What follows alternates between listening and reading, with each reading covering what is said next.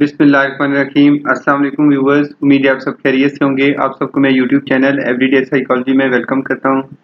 आज हम industrial organisation psychology के एक important topic use of attention, perception and memories को स्टडी करेंगे। आगे बढ़ने से पहले चैनल को सब्सक्राइब कर लें और बेल आइकन को प्रेस कर लें ताकि आपको अपकमिंग वीडियोस मिलती रहें।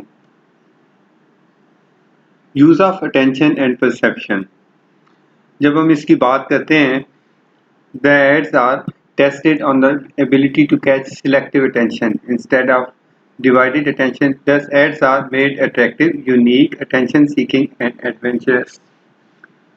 ये आप देखेंगे कि जो ऐड हैं उसमें ऐड का जो सबसे इम्पोर्टेंट फंक्शन है वो ये है कि वो अटेंशन सीकिंग होनी चाहिए। यानी कि जब आप ऐड देखते हैं, ऑन स्क्रीन ऐड जब वो ऑन एयर होती हैं, आप देखते हैं कि आपकी कुछ ऐसी एड्स हैं जिनको आप इग्नोर करते हैं, कुछ को स्किप करते हैं और कुछ आपकी प्रैक्टिकली अटेंशन जो है उसको डाइवर्ट नहीं होने देती।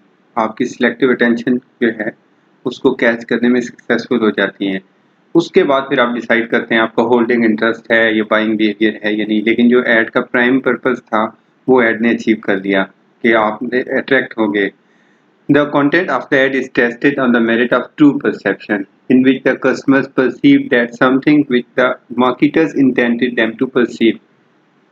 जब कोई ऐड बनाती है कोई एडवर्टीजमेंट एजेंसी, तो वो सबसे पहले ऐड को टेस्ट किया जाता है, उसकी एक डमी टेस्टिंग की जाती है, ट्रायल्स किए जाते हैं, जिसमें जो कस्टमर्स होते हैं, जो पोटेंशियल कस्टमर्स होते हैं जिनको टारगेट करके ऐड बनाया जाता है, वो सब उनको सबको ऐड दिखाया जाता है और फिर ये टेस्ट करते हैं मार्केटर्स और एडवर्टाइजिंग स्पेशलिस्ट एक्सपर्ट्स जो होते हैं, वो ये टेस्ट करते हैं कि क्या उनके जो पोटेंशियल कस्टमर्स हैं उन्होंने वही मैसेज परसीव किया जो मैसेज वो देना चाहते थे, या उसी मैसेज को डिकोड किया जिसको उन्होंने ऐड में इनकोड किया था। Subliminal messages below the subjective threshold are used to change or form the unconscious of customers. For example, use of white color to show cleanliness motive in the ad of a medicine depicts a subliminal perception. These are hidden messages. जो subliminal perception है, जो below objective threshold होती है, यानी आप चीज़ों को perceive भी करते हैं लेकिन आप perceive भी कर रहे होते हैं लेकिन डायरेक्टली मैसेज भी नहीं दिया जाता। जैसे कि मेडिसिन की ऐड में आप देख सकते हैं एक सब्लिमिनल परसेप्शन है कि वाइट कलर की जो मेडिसिन बनाई जाती हैं उसमें क्लीनलीनेस भी शो की जाती है।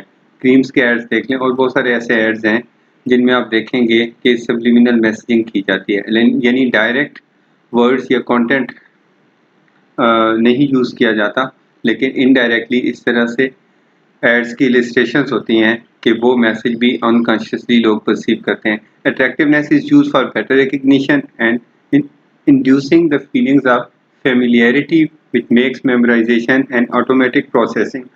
अट्रैक्टिवनेस आप देख लें,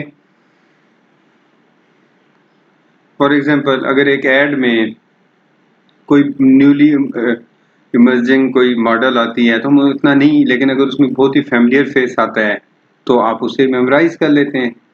तो अगर ऐड में कोई अनफेमिलियर फेस आता है, इस वजह से आप देखते हैं कि जो बहुत लीडिंग किस्म की लीड एक्ट्रेसेस होती हैं उनको आके उनको वहाँ पे मोस्टली जो कंपनी जो पे कर सकती हैं एक्सपेंसिव एड्स, तो वो आप देखेंगे जो मार्केट में सबसे ज़्यादा इन होंगे सेलिब्रिटीज़ में, उनको अपनी एड्स में उनको अपनी एड्स में वो इंक्लूड करेंगे।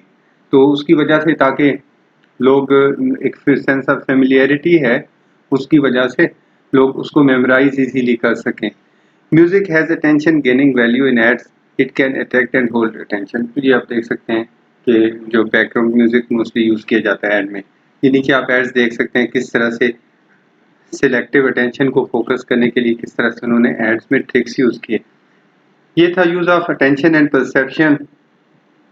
अब हम देखते हैं use of memories. The ads are repeated to form the long-term memory of customers. Reminder ads are used to keep the memories of ads alive in the mind of the customers. फिर आप देखते हैं कि सबसे पहले जो repeated ads आती हैं, रिपीटेड एडवर्टीजमेंट का पर्पज़ ही ये होता है ताकि आपकी लॉन्ग टर्म मेमोरी, क्योंकि मेमोरी का एक प्रिंसिपल है रिहर्सल, तो आप लॉन्ग टर्म मेमोरी फॉर्म हो जाए एड्स की, इसलिए बार बार एक ही। आप देखें, आपने मार्केटिंग का सब्जेक्ट जब नहीं भी पढ़ा था तो आपको अगर हम कहते कि आप 100 प्रोडक्ट्स की एक लिस्ट बना लें, लिखें 100 प्रोडक्ट्स जो आप जानते हैं, तो आप लिख लेंगे। आपने तो कभी भी उन्हें एफर्टफुल प्रोसेसिंग से जो है मेमोराइज नहीं किया, तो ये ऑटोमेटिक प्रोसेसिंग से कैसे मेमोराइज हो गए? बार बार बचपन से देख के हमें वो एड्स भी याद हैं, उनके कैरेक्टर्स भी याद हैं। फिर इस तरह से आप जैसे देखते हैं एड्स, अपनी चाइल्डहुड में हम देखते थे, तब भी जहाँ ममता वहाँ डालडा थी, और आज 2021 हो गया, आज भी जहाँ ममता हो जहाँ वहाँ डालडा है, और आज से 20 साल बाद भी जहाँ ममता है वहाँ पे डालडा ज़रूर होगा। तो ये इसका मतलब ये इस तरह से हमारी मेमोरीज को यूज़ करते हैं। Previous memories of a brand और a company, brand of a company are used to form new memories, relearning of a new brand of the same company।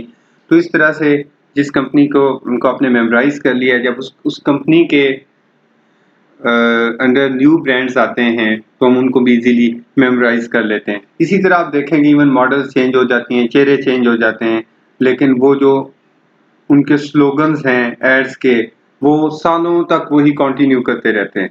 आप मल्टीफॉर्म का देख लें जो लेटेस्ट ऐड है, और ये उसका जो प्रीवियस ऐड है वो देख लें, उन दोनों में एक ही थीम फॉलो किए हुए है।